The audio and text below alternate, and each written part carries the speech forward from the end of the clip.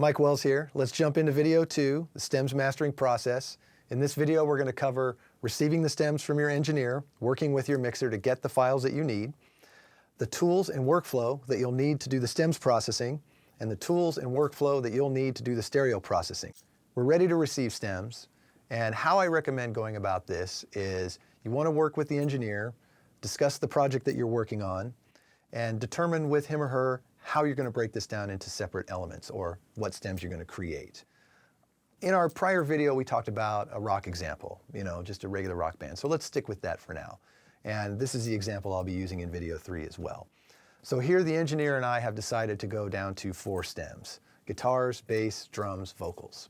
So what I request from the engineer is go into the DAW and mute any processing that is at the master bus level, a compressor, limiter, EQ, etc. Mute that stuff, turn it off. Then go down to the drums. Any effects that are happening at the drum bus level, reverb, delay, you name it, leave those on, render that out, all of the drums, as the one stereo stem. Repeat that process for the other elements, guitars, bass, and vocals. So now I'm left with 4 stereo stems, and when I play them back all together, they should sum and give me the mix.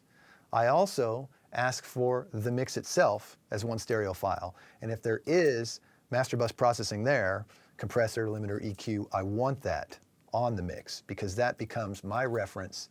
When I'm listening to the stems playback against the mix reference, I can hear the difference of the raw mix without the master bus processing and the mix with the master bus processing that the engineer was doing on their end. That's very handy because it gives me an outline of where they were going with their master bus processing, which is in a way mastering, because mastering is 2-bus processing, but it also helps me understand the difference of where they were at the mix level pre-master bus and where I'm at moving forward into the mastering process.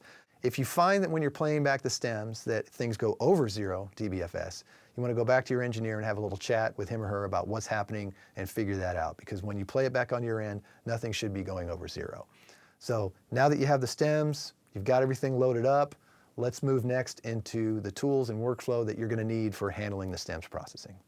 All right, you have your stems from your mixer, everything's loaded up in your DAW, you've got a multi-channel audio interface, set up an output for each stem in your DAW to route out to your DA converter. Now, let's start talking about workflow. Now we're getting into the analog domain. First thing you're going to hit is your digital to analog converter, one stereo channel for each stem. At this point, think about what you're going to be doing. The way I look at stem mastering is the same way I look at stereo mastering. I want the processors that I'm using to apply the color and the function that I want them to do. So if I want color, I want it to be at the compressor level or at the EQ level. I don't want it to be at the conversion level. What I want out of a converter is transparency, musicality, imaging. I want it to complement the music, but I don't want it to get in the way of the decisions that I want to make. I chose the Convert-8s because that's what I found them to be: musical, definitive, full of detail. From there, I can then move out into the analog domain and leverage the color of the boxes that I have to do the function that I want them to do. So if I'm leveraging, for instance, in this example, we're doing a 4-stem project with guitar, bass, drums, and vocals. I'm thinking a great place for the guitars to go is to my custom API 550 M's. Transformers are amazing. It's going to give some weight to those guitars, but I don't want anything from a conversion end getting in the way of the color I could get out of that API. You can apply that downstream as well. Let the converter do the conversion and complement the music and that process of conversion as much as possible, but don't get in the way of the process that you're doing at the function level. So now we're able to take a look at what we might do at the stem level, and then we will now take it to the stereo level. For me, the summing mixer that I chose to go with was the 2-Bus Plus from Dangerous. I love the musicality, similar to the converters, very transparent in a musical way. But one of the things I love about this piece is that it does have a few color controls on it. So I can assign them at the stem level, or I can assign them at the stereo level once I've done the summing operation.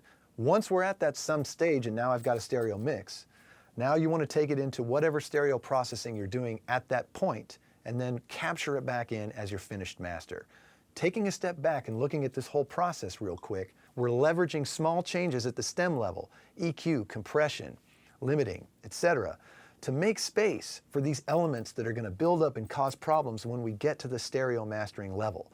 So by doing this work at the stem level, summing it to stereo, by the time I'm getting to that stereo processing, I'm doing very little. And we're going to show you that in video 3 when we move on to a real example.